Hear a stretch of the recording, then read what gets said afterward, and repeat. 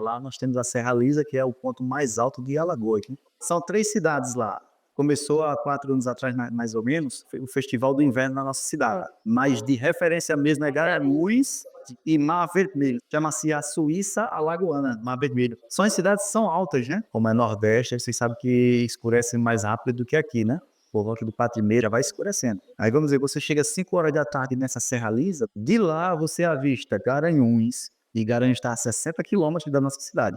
Aí avista Quebrangulo, que é outra cidade perto. Uma parte da eliminação de Palmeira dos Índios, outra parte de União dos Palmares, várias partes, até do estado, que é outro estado de Pernambuco, Lagoa do Ouro e tal, você vê dessa cidade.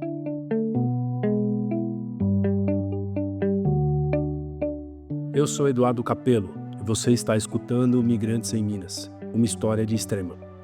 Hoje nós faremos uma conexão entre serras, de Serra Lisa em Alagoas para Mantiqueira em Minas Gerais. Conversamos com Alexandro e Josefa.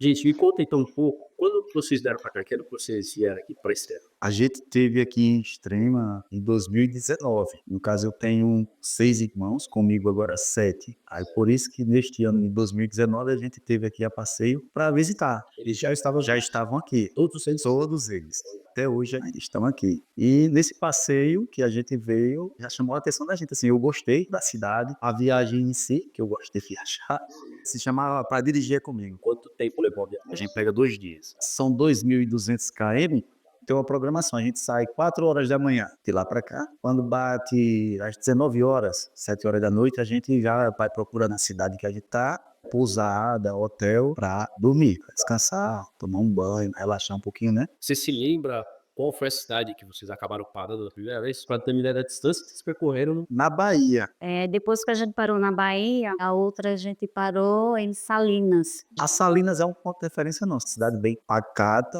tem muitas pousadas, muitos hotéis, e a gente sempre para lá. E você comentou que você tem 6 irmãos. Nos irmãos, você é dos mais velhos? Eu sou o segundo mais velho, né, nós somos em 9 irmãos. Tenho hoje o meu pai também lá em Alagoas, na cidade de Champreta. Meu pai tá com 68, agora em janeiro completa 69 anos, e eu queria também trazer até ele para morar com a gente, mas meu pai, você sabe, é daquele pessoal antigo, da década de 50 e pouco, então a gente chama ranzinza, viu. Só saio daqui da minha casa para o cemitério.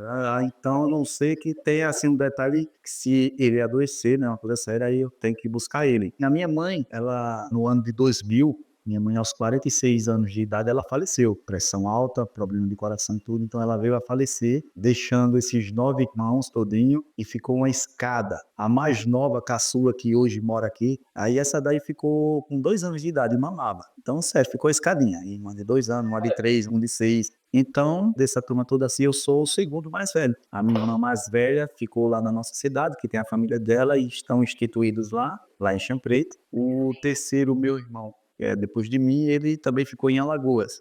Tem a vida dele também lá, ali perto, uma cidade chamada Santa Luzia do Norte. Fica ao lado da capital Maceió.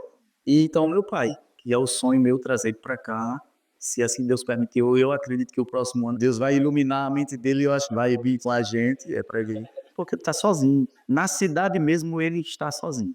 E, Josefa, no seu caso, você também tem família? Você também é de Chão Preta? Eu sou de Chã Preta, né, a minha família tá toda lá. Aqui eu só tenho meus cunhados e minhas cunhadas. Então meu pai, ele faleceu em 2019, e a gente tinha acabado de chegar daqui de Extrema, da viagem, com um mês, e ele faleceu. Com 2 anos, minha mãe veio a falecer. E lá em Chã Preta é uma cidade que não é emprego. O emprego que lá, o trabalho que é lá é através da política. Cada 4 anos, você seguir aquele partido, você trabalha. E então, justamente o partido que a gente tinha perdido, minha mãe tinha acabado de falecer e a gente já tinha vindo aqui em 2019 visitar, trazer um sobrinho nosso. E a gente gostou, viu que tinha oportunidade, e como os irmãos dele já estavam aqui, então ele disse: "Vamos para Extrema". E foi um grande desafio para mim, deixar a minha cidade, onde eu nasci. Não havia mudado de Não, não, a gente chegou a morar em Maceió, mas é pertinho, né, qualquer coisa a gente estava em casa.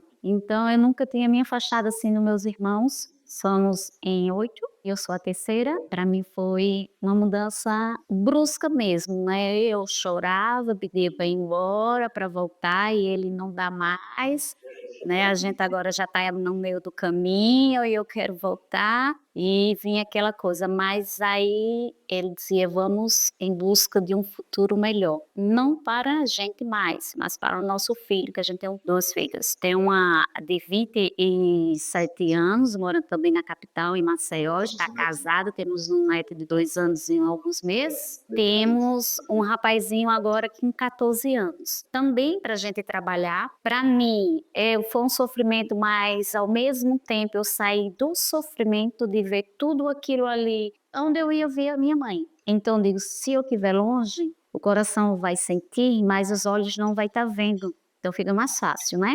E a gente para trabalhar e construir um futuro para o nosso filho. A gente sabe que aqui a educação é melhor do que lá. A saúde, por mais que as pessoas falam, mas a gente sabe que é melhor do que lá. A gente tem plano de saúde, mas a gente usa aqui o SUS tranquilo. Lá a gente não consegue. Então é isso, nos trouxe a vir para cá, justamente para ver o futuro para o nosso filho, de cursos técnicos, que ele pode fazer uma faculdade melhor aqui, que a gente vai trabalhar para que ele faça também tudo. E hoje vocês estão trabalhando nessas palavras aqui? Sim. Me conte um pouco sobre o que vocês fazem, trabalho aqui na cidade. Eu sou vigilante, né, desde os 20 anos de idade, exerço até hoje também aqui, trabalhando aqui na M-Laser à noite, né, noite sim, noite não, e Deus nos abençoou mais ainda, que a gente chegando aqui, a gente foi prestar concurso público. Prestamos concurso público no ano mesmo de 2022, não sei se vocês estão sabendo que teve diretamente para a Câmara, foi para a Câmara Municipal, uns salários bons e tudo, e muita gente estudou bacana, que eu sempre falo, só consegue ali quem estuda, quem se esforça. A gente não tem tempo de estudar, então a gente não atingiu. Foi aprovado, mas não atingiu, né? Tem gente que fez uma pontuação maior. Mas nunca desistimos. Até surgir o outro concurso público novamente, que foi o ano passado, né? A gente prestou novamente, é o que a gente faz hoje. Ela tá lá nesse CI, na limpeza, eu tô no lactário e à noite trabalho como vigilante. Em Extrema, é comum escutarmos que a cidade de Chão Preta ficou vazia, porque todos vieram para cá. A impressão que ficamos é que todo extremense conhece alguém dessa região de Alagoas.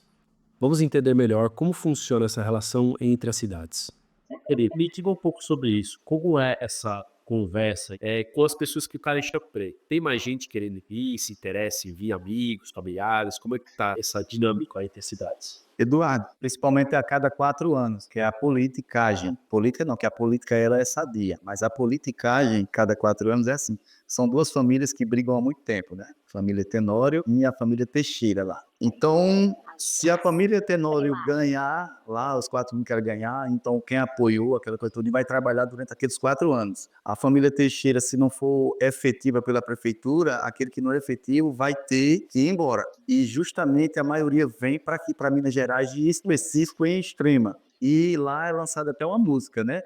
O Guanabara, que é o ônibus da Guanabara, vai passar uma mala que vão para Extrema. A Extrema está esperando. Infelizmente é dessa forma. Aí, 4 anos novamente, se aquele outro grupo ganhou, aí aquele também vai rir desse que perdeu e aquela coisa toda. O povo até brinca, né? Ainda tem alguém em Chã Preta? Parece que lá só ficou o prefeito, o delegado, o pai, o pessoal brinca. E é sempre isso, querer passar de geração para geração e vamos colocar. Então o Nordeste nunca vai sair disso, nunca cresce. Porque eles querem o bem para eles, mas a população que perca tudo, que se vire, vocês vão comer a migalha, aquilo que a gente tem para dar para vocês. É sempre assim. Então, o pobre sofre muito. E muita gente, por não ter essa abertura de mente, fica conformado com a migalha. Aí, se você não abrir essa mente, porque eles estão enxergando que o Sul, Sudeste, Centro-Oeste tem algo a oferecer e os que estão no poder, eles não 100%, mas entrega melhor. E lá no nosso Nordeste falta muito. Eu digo uma coisa. Como tem bastante gente de Chão Preta aqui, existe uma comunidade que vocês se encontram, se falam, se conhecem, assim, um pessoal. Não tem uma comunidade, a gente sempre encontra mais assim, banco, lojas, comércio, sempre a gente encontra o pessoal na creche, porque tem filhos das pessoas que a gente conhece, né, lá na creche. Devido ao trabalho que é difícil conciliar, é difícil mesmo conciliar, mas vai, não vai, tem pessoas que fazem, que o nordestino, como todo brasileiro, ele gosta muito, ó, vamos fazer o churrasco, fulano traz isso, fulano traz, e assim, Pensa numa coisa bacana, um dia que Deus assim abençoe vocês vão lá, além não só Chã Preta, mas vamos botar até o sertão, pesadão mesmo do Nordeste. Se você for, aí você vai ver, andar, você pergunta, como é que sobrevive aqui, gente? Aí você vê do nada, você olha assim, aí você tem uma casinha lá, de taipa, bem simples, tudo direitinho. Mas o gostoso é se você chegar ali e você passar a entrevistar aquelas pessoas que moram naquela casinha, a pessoa vai te receber com um sorriso. Não, a alegria do sertanejo, do Nordeste, a alegria dele. E é de coração, viu? Pense num povo, de um coração. Aí tá lá no cantinho lá, eles estão cozinhando lá um feijãozinho deles, com a farinha, alguma coisa que tiver, mas você compra, de coração. Tá lá o potinho na parede, com um pouquinho de água dentro, aquele copinho de asas que a gente chama para você pegar água friazinha. É um povo de um coração, não tem, assim, de não ter maldade. Quando eu tô falando dessas pessoas boas mesmo, que não tem maldade nisso, tá entendendo? Que sabe dividir e vive feliz. Com pouco, mas vive feliz. A ideia inicial era de fazer entrevistas individuais. Porém, ao encontrar com casais, as conversas ficaram muito mais ricas. As pessoas ficam mais receptivas e compartilham mais suas vidas. Alexandre e Josefa iniciaram sua união ainda em Alagoas, e a história desse encontro vai formando o caminho que os trouxe até Extrema. E me conta um pouco da história de vocês. Como que vocês se conheceram? Como foi a história de vocês? Aí, Aí eu com você. já viu, interessante, a mente dela fugiu. Lembra quando eu relatei para vocês que no ano 2000, a minha família, né, no caso eu, a gente perdeu nossa mãe, nova, 46 anos, deixando 9 filhos. E isso foi no dia 1º de junho de 2000. Eu tinha 18 anos de idade. O 1º de julho, aí julho, agosto, setembro, outubro, aí eu vou recordar daí. Em outubro, eu estava no 2º ano científico no colégio e a minha esposa aqui, ela chegou lá, ela é professora e na nossa sala ela foi professora de educação física. Então, enquanto a gente estava na aula, ela dando aula e tudo, dali foi amor à primeira vista. Eu tinha um colega que a gente andava muito à noite assim na rua e na nossa cidade, como ela é alta, da mesma forma que você vê Extrema, nossa cidade também ela é alta, viu? Tem muita serra, muita coisa. E tinha um ponto alto que eu ficava muito com esse colega. Não sei se vocês vão lembrar, na época tinha muito o tal de Walkman, um aparelhozinho pequenininho que só tocava fita, às vezes tinha até o CD, né? E a gente colocava aí, então ficava eu com um fonezinho, ele com o outro. E a gente ouvindo na época, eu acredito que eu acho que era Zezé de Camargo e Luciana.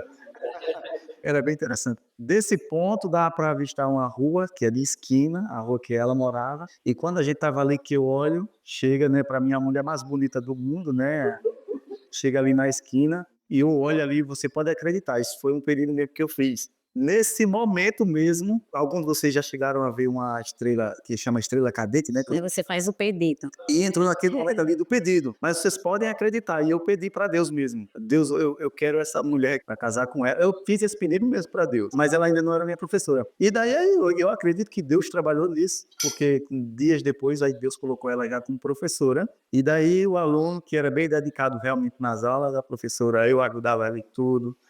Aí, sem saber, mas já tava olhando, né? Hoje tô careca, mas na época, né, loirinho, bonito. E foi daí que começou. E isso no mês de outubro, no início. 17 ainda de outubro desse mesmo mês, aí a gente descendo de uma dessas aulas, a gente parou na esquina dela e a gente ficou conversando bastante. Quando deu uma hora já bem tarde da noite, né? Eu tinha que descer para casa e ela também ia para casa, que justamente aí ela tem uma filha, na época tinha 2 anos e pouco, não tinha 3 anos ainda, que a nossa filha, né, ela tá casada, mas ela tinha essa filha aí, ela disse, eu vou para casa, eu vou cuidar da Tayane. Aí quando eu também disse que estava indo para casa dele, eu lembro, aí ela não vai recordar, né? Eu ia descer, ela pegou no meu braço, me puxou e aí rolou o beijo daí. Pronto, então continuou, mas não foi fácil não, gente. Olha só, um jovem com 18 anos, sem trabalho, sem mãe, uma reca de irmãos, a cidade que não tem estrutura. E hoje eu entro muito na mente da mãe dela naquela época, mas eu tinha feito pedido, lembra que eu tinha feito pedido? Então esse pedido estava na minha mente, que eu tinha pedido a Deus e eu não ia deixar passar. Então a gente enfrentou. Eu sou Tenório, né? Não tenho nome por conta de um problema dentro do cartório. Né? Eu e minha irmã, a gente tem a diferença de 1 ano certinho. Como a gente morava em uma fazenda, casa de taipa, mas era do meu avô na época, e eles deixavam para registrar depois. Então, a minha mãe, ela anotou o nome da gente. Então, seria Josefa Tânia e Maria Cleide, porque a gente nasceu laçado. Tem aquela história, quando você nasce laçado, que é o cordão umbilical, que dá a volta no pescoço, tem que usar esses nomes, porque senão morre afogado, ou queimado, alguma coisa assim. Quando chega lá no cartório, o meu pai perdeu o papel no caminho, porque dava quilômetros para ir para a cidade, tem a ver com 10 quilômetros. ir a pé. E por isso mesmo ficou. Minha mãe não quis voltar na cidade para trocar naquela época e tudo, e o meu nome permaneceu sem o Tenório. Então, a minha família, assim, entre aspas, tinha uma posição social mais elevada do que do Alexandro, entendeu? Eu morava com minha mãe, sim, mas tinha uma estrutura melhor. Minha mãe era concursada pelo estado, o meu pai pelo município, meu irmão na época já estava aí em andamento na política, essas coisas e tudo, então foi bem difícil o relacionamento para a gente chegar onde a gente chegou hoje. Diversas vezes eu desisti, como eu disse mesmo, cheguei a pegar uma pizza, né? Mas a gente chegou a escrever cartas um para o outro.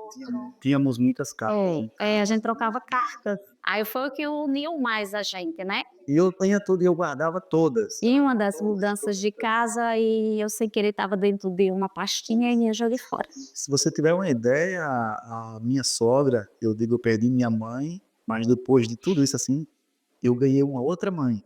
Foi uma outra mãe, e esse mesmo tratamento que tinha assim, de que eu ganhei uma mãe, ela me tratava também como um filho.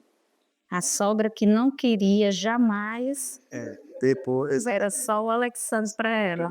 depois não, eu terminei quando a gente fala terminou agora, porque como ela faleceu, né? Mas eu terminei numa questão assim, que em tudo que ela queria era só comigo, para viajar, para resolver. Para toda a situação, ela não queria nada com os filhos, todos era tudo comigo. Então era a gente, no caso eu, que resolvia tudo para ela, tudo, tudo. Coisas que ele nem sabia, ela passava para mim, confiava para mim. Ela faleceu, tinha detalhes que ele nem sabia e depois eu tive que dizer para ele, né, tudo para poder a gente sanar o problema. Na vinda para Extrema, havia dúvidas e receios pela mudança.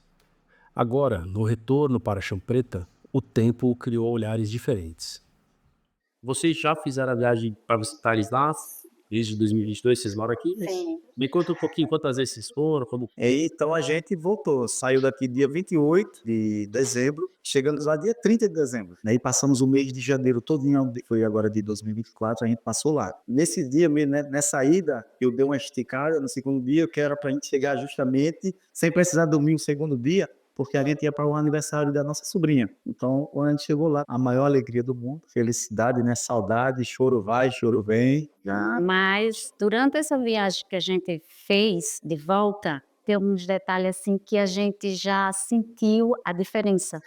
Extrema, Chã Preta, né? A gente viu a situação da juventude lá, né? Tudo na praça, de moto, só farrando, sem ter aquele perspectiva de um futuro. Será que eu quero voltar para aqui de novo? Sim, será se eu quero isso para o meu filho? Foi isso onde entrou um monte novamente no detalhe dela. Sim, a gente ainda estava com a casa lá que eu não queria vender, vendo aquilo tudo de novo e eu pensei, Você vai ver a realidade, né, do local. Jesus, eu não quero meu filho dessa forma aí na praça. Não, eu quero ver meu filho formado, eu quero ver meu filho atuando, né? Eu quero uma coisa diferente para o meu filho. Então, eu ia observando tudo aquilo. As lojas, umas tinham fechado, já tinha outra, o comércio muito lento, muito devagar. E então, faltava uma semana ainda para terminar as férias, né, que a gente tinha programado a viagem. Eu olhei assim para o Alexandre e disse assim, Alexandre, vamos embora? Ó, quem não queria sair de Chã Preta, passou um tempão chorando, né, querendo voltar para perto dos irmãos. Então, eu olhei assim, ele disse, minha filha, você tem certeza que você já quer ir embora? Eu disse, Alexandre, eu quero ir para minha casa. E olha que não era minha casa própria, era casa alugada. Eu quero ir embora. Eu vim embora, porque eu vi que lá eu já não fazia mais parte daquele meio. Antes de retornarem de Chão Preta, Alexandre e Josefa encheram o carro de alimentos, comuns no norte e nordeste do país, como peixe no sal, camarão, jaca, coloral e até mesmo o café.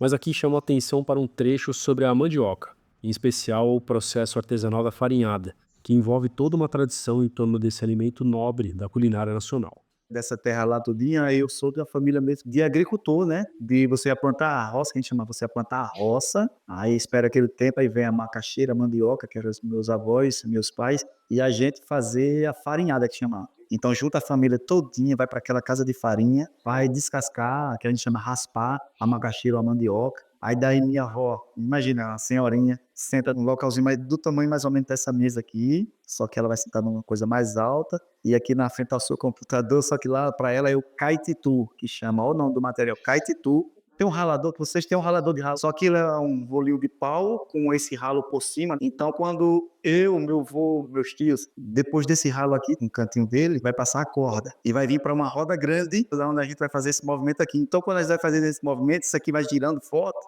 e minha avó tá lá com a mandioca, colocando aqui ó, no ralador, e vai ralando e essa massa vai caindo embaixo.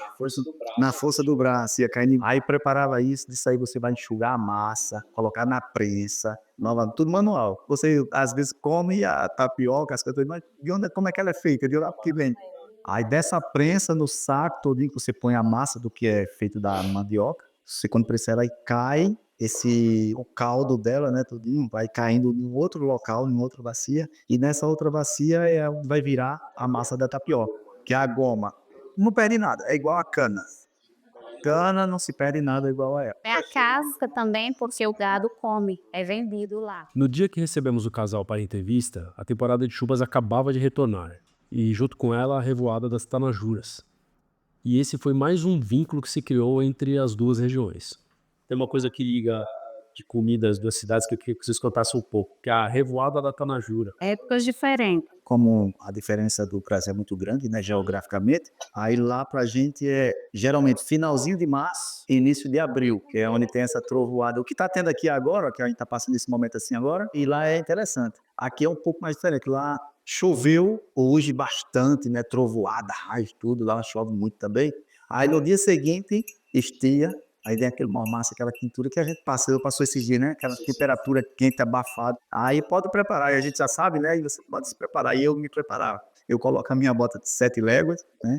Pego o meu balde, um pouquinho d'água dentro e vou procurar um formigueiro. Que vocês veem que elas vêm para cá e caem na grama, tudo, né? Lá a gente vai direto na fonte. Agora tem que ter muito cuidado porque as formigas são bravas, que é as saúvas. Vocês sabem que é dessa família, Tanajura, ela é do formigueiro da saúva. E a saúva trabalha uma empregada bem direita, né? Trabalha o ano todinho cortando folhas e são as melhores folhas que ela leva para levar para baixo para cuidar o ano todinho das tanajuras. Aí chega nessa época ela sai. E lá são 3 dias seguidos ela sai. E pega e é caro. Já ouviram falar? Garanhuns tem os comerciantes, eles compram. Tem gente que pega bastante essa Pra tanajura vender. e vende para esses locais, para fazer petisco. Eles assam, a gente chama assa, né? Põe em farinha, que a farinha, você sabe, né? Farinha Certo. é um interessante, gente. Você pegar um pedaço de carne assada, você põe dentro da farinha, Antigamente se fazia assim, aí por causa da pode deixar, ela tá dentro da farinha ali, você vai comer ela com 1 mês, 2 meses depois e a sua carne tá boa, não apodrece, não faz nada, a farinha é interessante. E tem deles que congela e passa o ano todo isso, mas é muito bom, muito bom. Gostei muito dessa. Você falou aí, essa tanajura, meu Deus, você fala da água na boca. Davi, o filho do casal, não estava presente. Porém, ele também teve de passar pela mudança e ficamos curiosos para saber como foi para ele encarar esse novo capítulo da vida. Então ele sentiu muito, ele cobrou muito porque lá ele fazia assim, ó, ele chegava, a escola era pertinho de casa, que ele saía muito de Chabreta para jogar bola, andar de bicicleta, que ele ainda, esse tempo todo em que ele ainda não andou de bicicleta. A rotina dele é acordar e ir para a escola, mas na hora do nosso intervalo a gente vai buscar, faço a refeiçãozinha dele, deixo ele e a gente volta para o trabalho. E ele passa a tarde em casa, porque a gente trabalha, não temos, vamos dizer assim, um tempo totalmente disponível para estar saindo com ele, mas quando a gente sai, só sai com ele, a gente não deixa ele sair com outras pessoas, porque desde pequeno ele foi criado assim. Então, a amizade dele é lá na escola, conversou, brincou, tudo lá na escola. Então, ele fica em casa. Agora, nesse momento, ele está focado muito na música. Ele vai estar fazendo outra coisa e eu também quero focar, quero ver com ele para fazer também cursos técnicos, né? Quero ver aí o Senai. Com a compra da casa agora, ele viu o espaço, ele disse, mãe, agora eu quero uma bicicleta, porque nessa rua vai dar para mim andar de bicicleta. Aí ele viu um terreno ao lado, ele disse, mãe, eu acho que ali vai dar para mim jogar bola. Então ele já começou a analisar o bairro, né, dizendo, mãe, é que vai dar para o que eu não faço lá na casa, porque ele é imperativo, ele não para quieto. Ele faz 3, 4 coisas ao mesmo tempo. As entrevistas anteriores foram feitas durante um café com queijo e doces. E essa não foi diferente. Mas antes de comermos, fizemos uma oração. O casal tem uma vida religiosa ativa desde a sua terra natal. Mas como foi chegar à Extrema e encontrar um novo lugar para sua fé? E Deus tem sempre me usado, que eu sou o auxiliar de trabalho, né? Eu auxilio o pastor na obra. Quando a gente sai de Chã Preta, que está na estrada, a gente conversando, eu digo, olha, dessa vez agora a gente vai, olha só, vai descansar, a gente vai ser só o crente de banco, que a gente chama. É só aquele que vai para a igreja só para ficar no banco, ouvir a palavra, cantar junto, tudo, mas sem ter mais obrigações, porque sempre foi esse papel da gente mesmo. E isso na minha mente veio, né? Exatamente. Aí a Assembleia de Deus, como eu te falei, ela lá é a mesma, só muda assim a nomenclatura aqui. Lá é a Assembleia de Deus Ministério Missão, que é a missão ao Nordeste.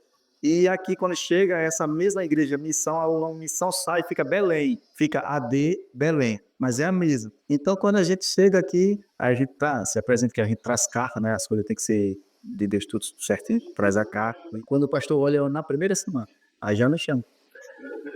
Oi, Alessandro, a gente quer o senhor para permanecer como auxiliar, né, nos ajudando aqui. Também já vai tomar de conta agora do conjunto de senhores, que na igreja geralmente tem os departamentos que a gente chama. As mulheres casadas já chama de departamento de senhoras, os homens departamento de senhores, os adolescentes departamento de adolescentes e assim de crianças. Então, tudo isso vem acontecendo. E então não teve aquela questão de crente de banco. Minha esposa hoje, ela é a dirigente do círculo de oração. E hoje, a gente está exatamente servindo a Deus aqui na Roseira 2, né? Então eu hoje sou, que eles chamam co-pastor, mas não deixa de ser o auxiliar. Na falta do pastor, a gente toma a frente do trabalho. Aí, respondendo também a pergunta dele, né, nessa transição, quando a gente chegou aqui, a gente foi para a igreja Assembleia de Deus de Extrema, que é onde a minha cunhada congrega. Então, nessa igreja, a gente notou diferença. Então, a Alexandre disse, Tânia, não dá para mim. O Davi não vai ficar legal aqui, porque o Davi já, vamos dizer assim, nasceu crente. Então, ele já vinha tocando bateria desde os 7 anos lá da cidade, ele já louvava, ele já maestrava no departamento. Se ele chegar aqui e ele começar a ir para a parte mais moderna, a gente pode não alcançar mais o Davi. Aí foi quando a outra irmã disse, olha, tem lá no Bela Vista a igreja pequenininha, mas vá lá fazer essa visita. Então foi quando a gente foi fazer a visita lá, aí, então pronto. E vi que a doutrina era a mesma, o Davi já foi chegando na bateria, já tinha bateria, já foi chegando ali no jovem, e a gente ficou ali. Veja as fotos e mais materiais desta entrevista e de outras em nosso Instagram, Coletivo Recanto das Artes. Migrantes em Minas, uma história de Extrema. É uma realização do Coletivo Recanto das Artes. Eu, Eduardo Capello, sou roteirista e apresentador. Natan Toledo, edição de som e trilha sonora original. E Bárbara Araújo, fotografia. Este projeto é parte do Plano Nacional Aldir Blanc de Fomento à Cultura. Agradecemos você que nos ouviu até aqui e até a próxima.